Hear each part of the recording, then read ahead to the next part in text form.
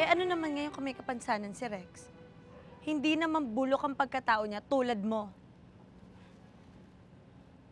O, ano pang hinihintay mo? Umalis ka na.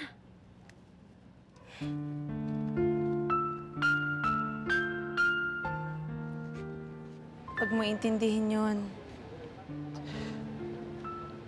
Tama naman siya, Rose.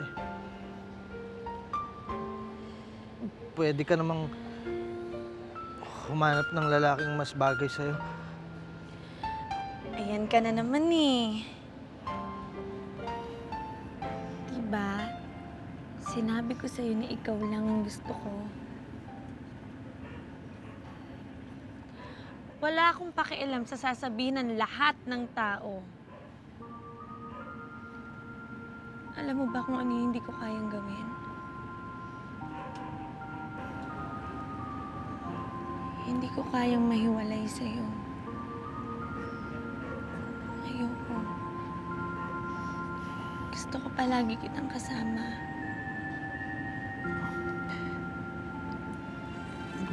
Hindi naman ako mawawala sa'yo. Nasa tabi mo lang ako. Hangga't gusto mo.